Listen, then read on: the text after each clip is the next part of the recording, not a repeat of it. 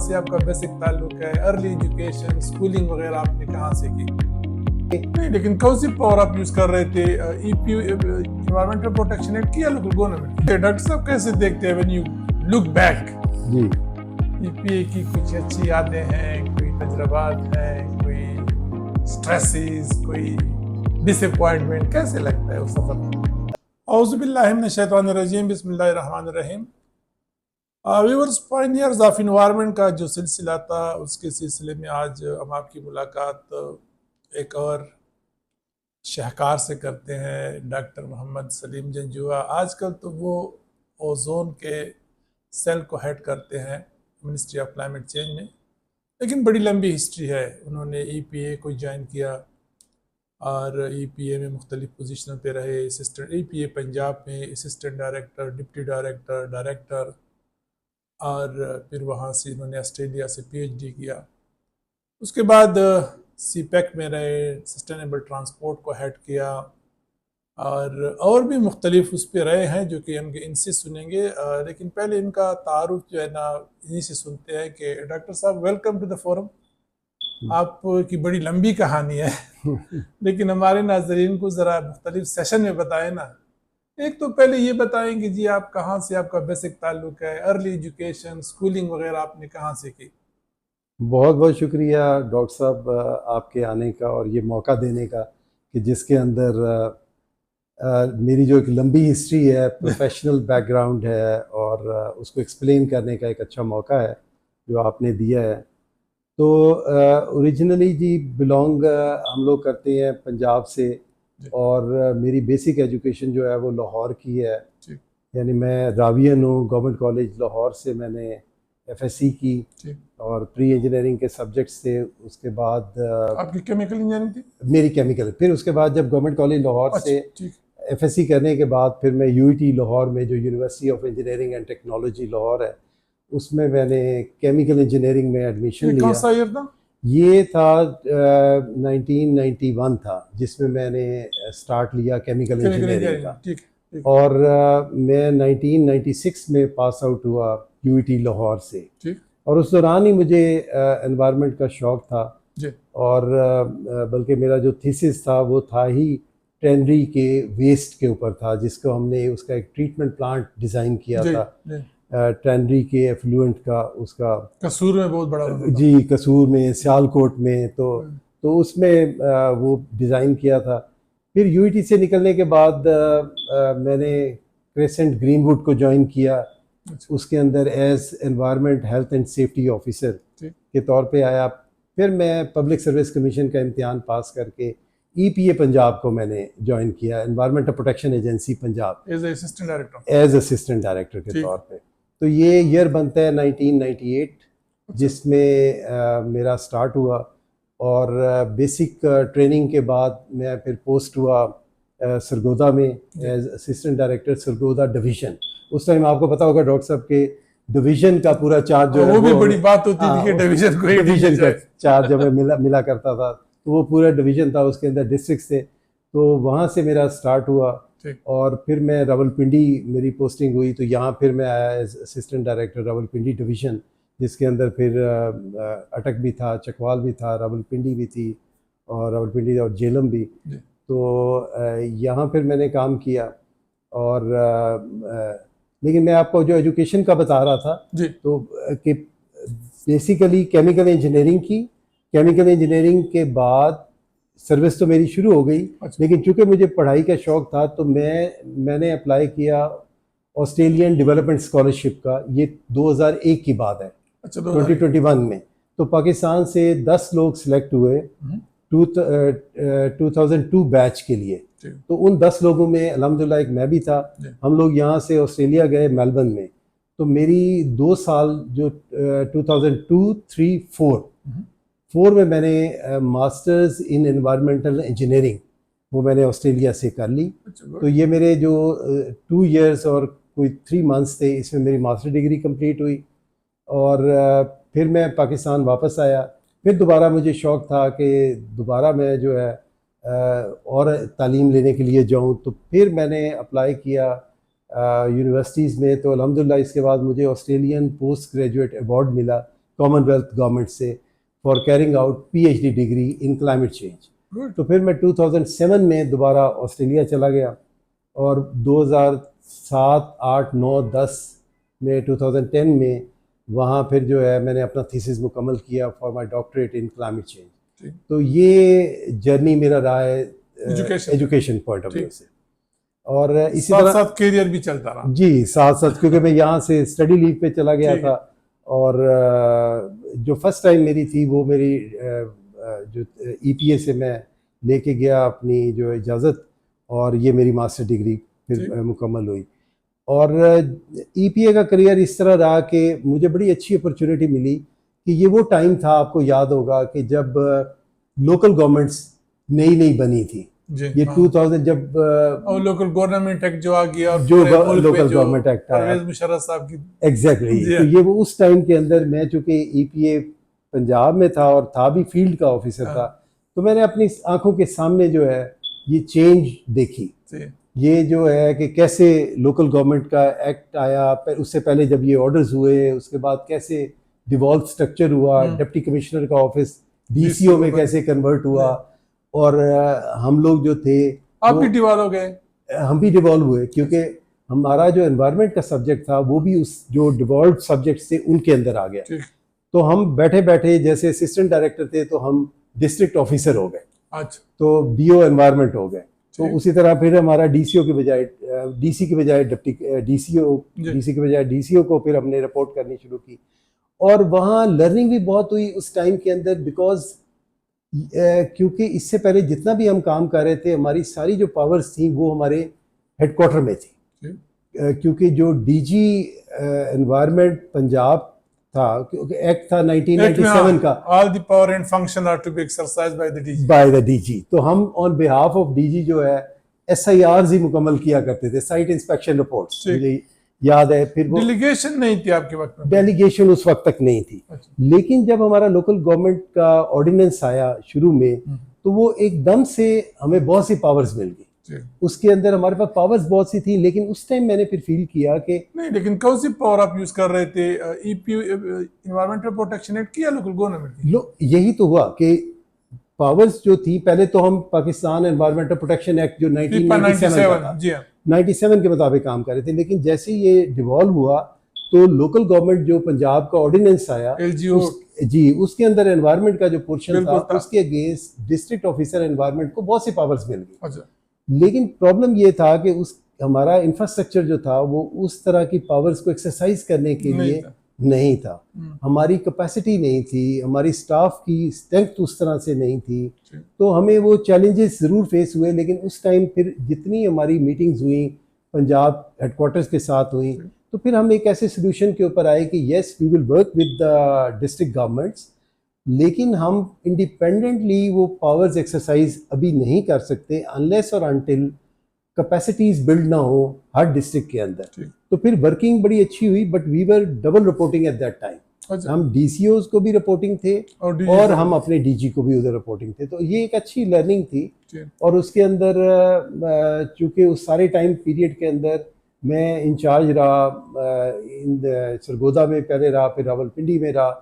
तो रावलपिंडी के अंदर काम करना ऑलवेज एक बड़ा चैलेंज होता है, आपको पता है, क्योंकि इस्लामाबाद साथ होता है, तो आपको जो है बहुत से काम एफिशिएंटली करने होते हैं।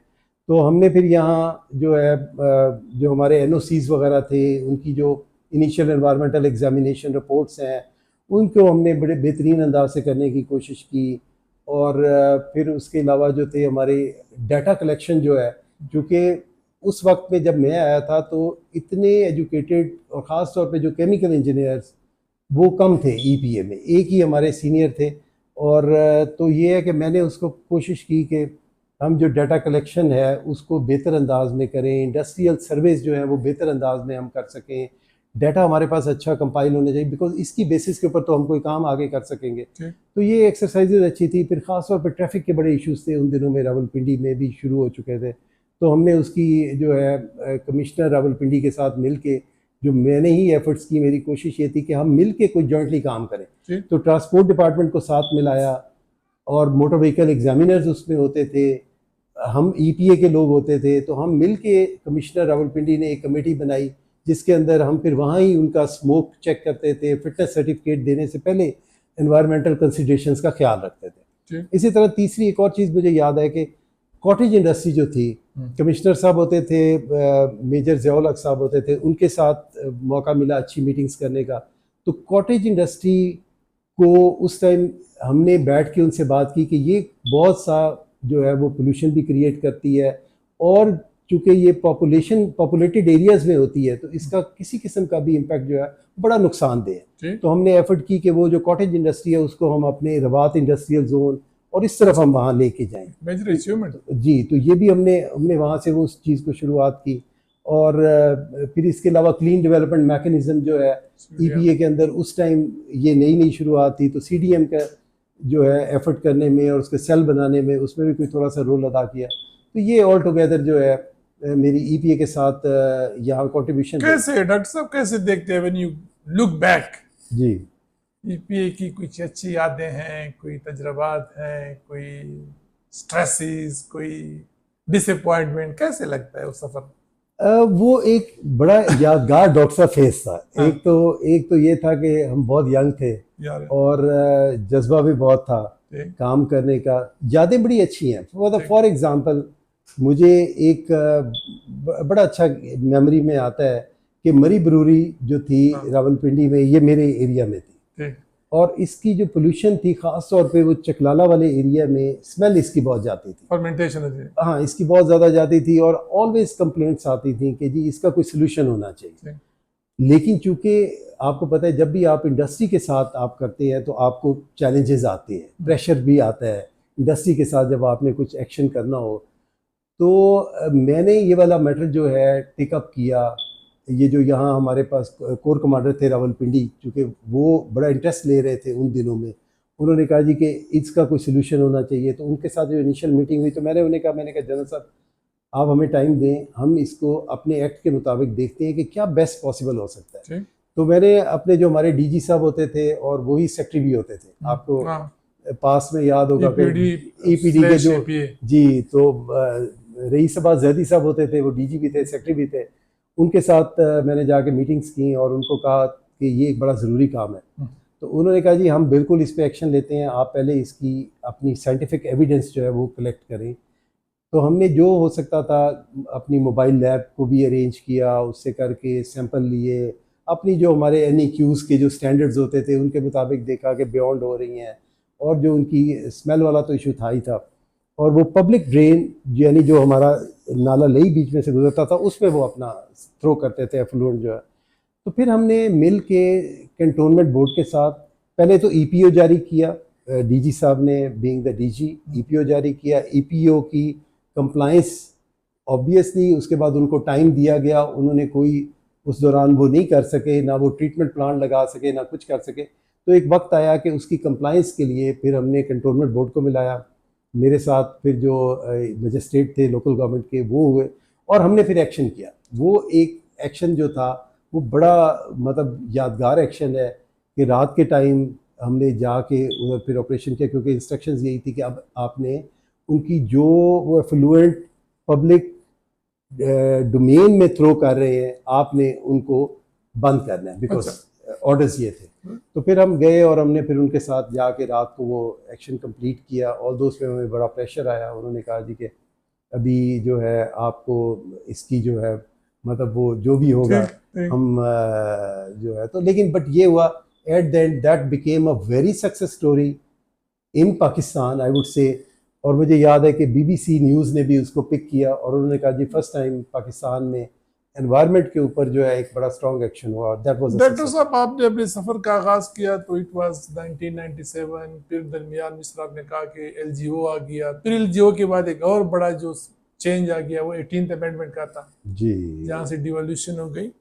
मैंने जब ये सिलसिला शुरू किया तो ये था कि प्री 18th अमेंडमेंट एक दूसरे से कहीं ना कहीं तारुफ था दूसरे सूबों से, और अब मैं महसूस कर रहा हूँ कि वो जनरेशन अब तो इमा जवान है माशाल्लाह, हम आहिस्ता आहिस्ता बूढ़े होकर निकल रहे हैं। तो इसलिए मैंने सिलसिला शुरू किया कि यार कोई ना कोई फोरम हाउस से होता है कि वो लोग कुछ ना कुछ एक लिंकेज रहे, क्या आप अपने जो हमारे अभी तो ईपीए काफ़ी फैल गई है, डिस्ट्रिक्ट लेवल पे आ गई है, काफ़ी सारे हर सूबे में नए कवानीन उनके अपने आ गए हैं।